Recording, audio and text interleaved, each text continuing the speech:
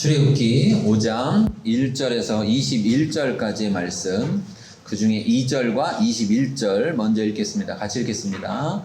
바로가 이르되 여호와가 누구이기에 내가 그의 목소리를 듣고 이스라엘을 보내겠느냐? 나는 여호와를 알지 못하니 이스라엘을 보내지 아니하리라. 자, 21절입니다. 그들에게 이르되 너희가 우리를 바로의 눈과 그의 신하의 눈에 미운 것이 되게 하고 그들의 손에 칼을 주어 우리를 죽이게 하는도다. 여호와는 너희를 살피시고 판단하시기를 원하노라. 아멘. 오늘 이 말씀을 통해서 하나님을 모르는 자들의 반응, 이런 제목으로 같이 말씀을 나눌 건데요. 자, 하나님께서 일하시는데 하나님께서 일하고 계신 가운데 하나님을 모르는 자들은 어떤 반응을 하는가? 그 하나님의 일하심을 보면서 어떤 반응을 하는가? 이것에 대해서 우리 같이 말씀을 나누고자 합니다. 우리 옆에 분에게요, 이렇게 한번 인사해 보겠습니다. 당신을 사랑합니다. 당신을 정말 사랑합니다. 안 하시는 분들은 왜 안 하시는 거예요? 안 사랑하는 거죠? 하나님이 우리를 사랑하는 것을 알고 계신가요? 하나님이 우리를 정말 사랑하십니다. 네. 하나님이 우리를 정말 사랑하시는데, 하나님이 우리를 정말 사랑하시는 것은 말로가 아니라 행함으로 우리를 정말 사랑하고 계세요. 근데 하나님이 정말 우리를 사랑하는 것을 느끼고 보는 사람이 있는가 하면, 어떤 사람은 하나님이 우리를 정말 사랑하는지 하나님이 아무리 해도 그걸 느끼거나 보지 못할 수도 있다는 거예요. 그래서 어떤 경우 이런 경우 있죠. 어떤 남자가 어떤 여자를 사랑해요. 그래서 막 이렇게 사랑을 표현하는데 정작 그 여자는 몰라요. 근데 재밌는 건 주위 사람 모두가 다 알아요. 그 남자가 그 여자를 사랑하는지. 근데 문제는 그 여자는 그 남자가 자기를 사랑하는지 모르는 거예요. 뭐가 문제일까요? 뭐가 문제일까요? 눈을 떴느냐 못 떴느냐죠. 사랑이라는 것에 눈을 뜬 사람들은 보여요. 사랑에 눈을 뜨지 못한 사람은 사랑이 보이지 않는. 하나님에게 눈을 뜬 사람은요, 하나님이 일하고 계신 게 보입니다. 근데 하나님께 눈을 뜨지 못한 사람은요, 하나님이 일하고 계셔도 그게 보이지 않아요. 그래서 하나님이 일하시는 것에 대해서 반응하는 게 다릅니다. 자, 출애굽기 주제가 뭐라 그랬죠? 출애굽기 중심 주제가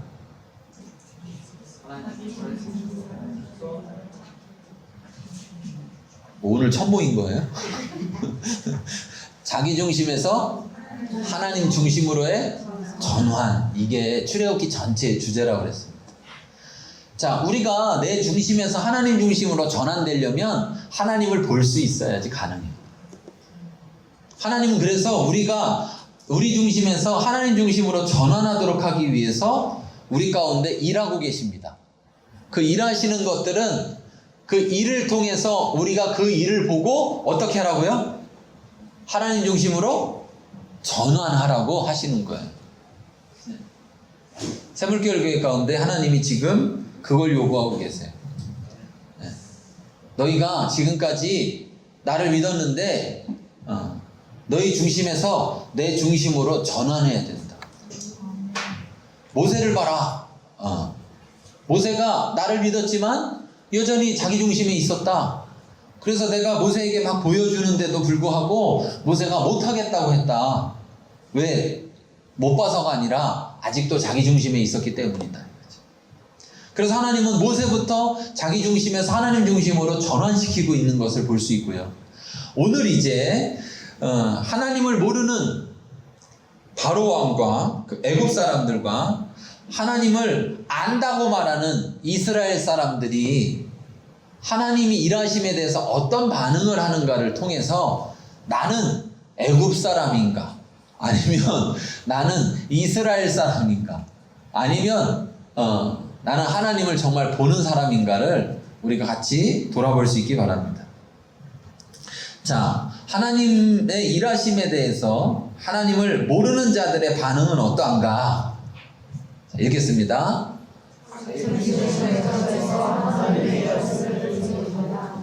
자, 결론은 뭐냐면 하나님의 일하시는 것을 본다, 못 본다? 못 본다는 거예요. 근데 왜 못 보느냐? 하나님이 일을 하고 계신데 왜 못 보느냐? 자기 중심의 자기 관점을 가지고 있기 때문이라는 겁니다. 자기 관점. 자기 관점을 가지고 있으면요, 하나님의 일하심을 볼 수가 없습니다. 하나님의 관점을 가질 때 하나님의 일하심이 보이는 것입니다. 자, 1절 우리 같이 한번 읽어보겠습니다. 5장 1절. 그 후에 모세가 바로에게 가서 이르되 이스라엘의 하나님 여호와께서 이렇게 말씀하시기를 내 백성을 보내라. 그러면 그들이 광야에서 내 앞에 설교를 지킬 것이라 하셨나이다. 네, 자 31절에 보면 4장 31절에 보면 백성이 믿으며 여호와께서 이스라엘 자손을 찾으시고 그들의 고난을 살피셨다함을 듣고 머리 숙여 경배하였다는 거예요. 그러니까 이제 이스라엘 백성이 모세를 받아들였습니까? 안 받아들였습니까? 받아들였습니다. 그 후에 모세가 아론과 같이 바로에게 갔습니다. 그리고 바로에게 말씀했습니다. 왜? 4장 22절 23절에 보면 너는 모세에게 말합니다. 바로에게 이르기를 여호와의 말씀에 이스라엘은 내 아들 내 장자라. 내가 내게 이르기를 내 아들을 보내주어 나를 섬기게 하라 하여도 내가 보내주기를 거절하니 내가 내 아들 내 장자를 죽이리라 하셨다 하라 하시니라. 이렇게 말씀했기 때문에 모세가 가서 전하는 거죠. 그래서 보내달라 이렇게 이야기를 하는 겁니다. 자, 또 3절을 보겠습니다. 3절 같이 읽겠습니다.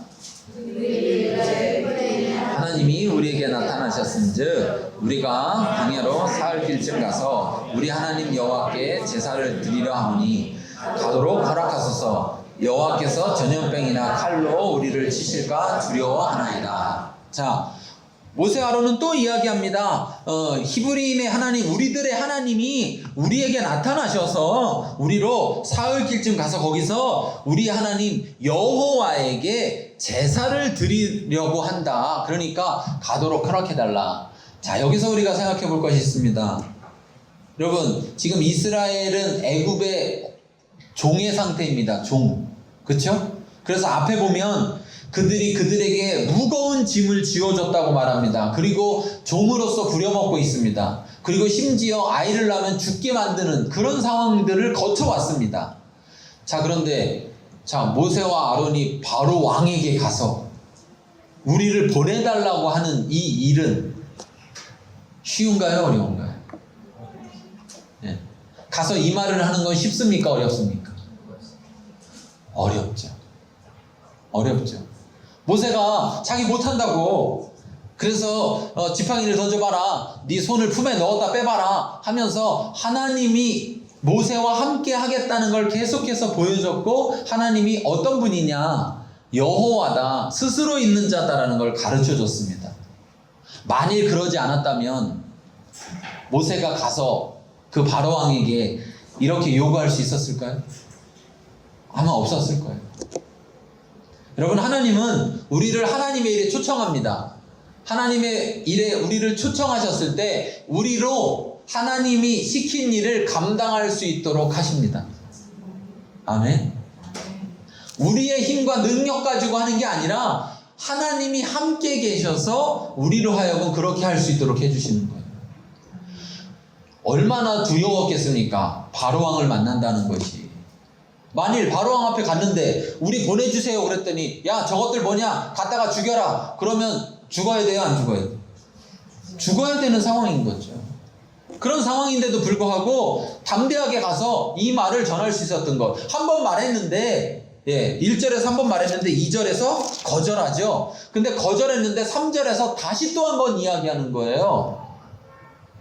자, 어찌 보면 굉장히 어려운 일입니다. 그런데 하나님이 우리에게 시키는 일은 하나님이 우리로 할 수 있게 해주신다는 사실입니다. 하나님이 함께 계셔서 모세가 말을 잘 못한다니까 말 잘하는 아론을 붙여서라도, 하나님은 또 필요하다면 이적을 일으켜서라도 하나님은 우리가 하나님이 맡긴 일을 감당하도록 해주시는 하나님이십니다. 네. 그러므로 우리가 하나님의 일 가운데 초청받았을 때 우리는 두려워하거나 염려하거나 걱정할 필요가 없습니다. 왜? 하나님은 신실하시니까요. 하나님은 약속을 지키시는 하나님이고요. 하나님은 모든 걸 할 수 있는 하나님이고요. 하나님은 모든 걸 알고 있는 하나님이시기 때문입니다. 자, 이렇게 말씀하셨을 때, 이렇게 말씀하셨을 때, 4장 22절, 23절에는 이렇게 하면 보내준다고 그랬습니까? 거절한다고 그랬습니까? 거절한다고 이미 말씀하셨습니다. 네. 그래서 거절하면 죽일 것이다. 네 아들 장자를 죽일 것이다 라고 이야기했습니다. 자, 그러면 2절로 가보겠습니다. 2절 같이 읽겠습니다. 바로가 이르되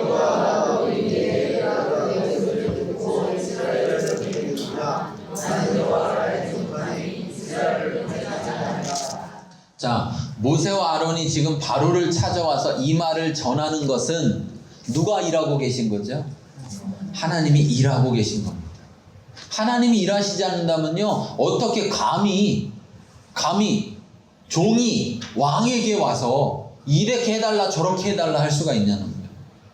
그런데 하나님이 일하고 계시기 때문에 그들이 왔어요. 그런데 바로는 그것을 하나님이 일하심으로 보지 않는다는 사실입니다.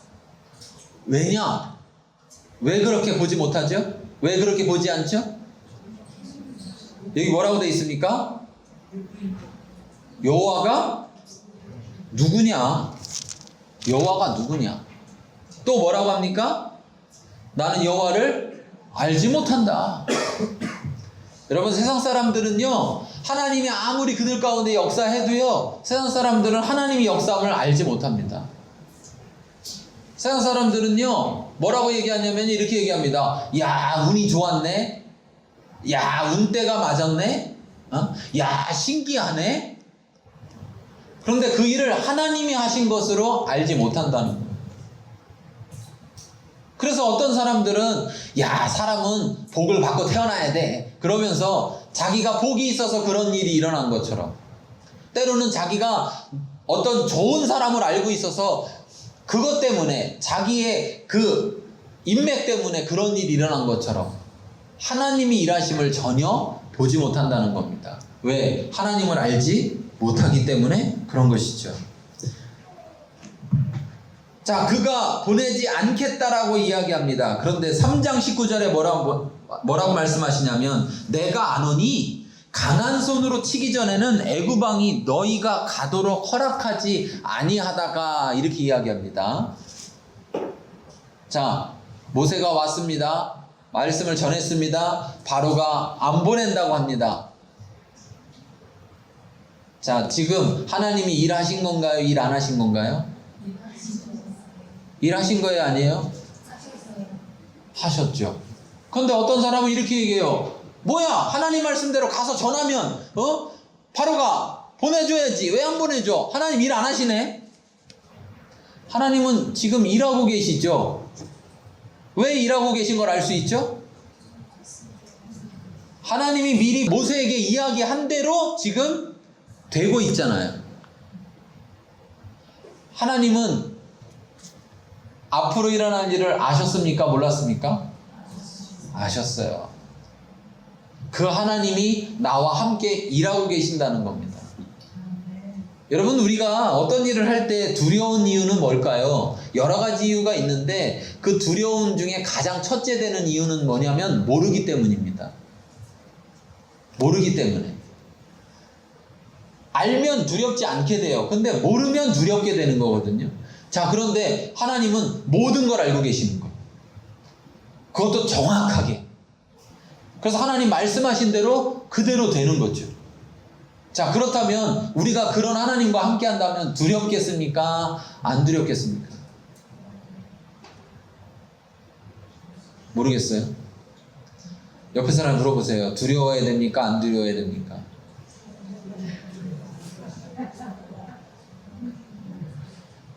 여러분, 두려워한다는 건 하나님을 모르는 거예요.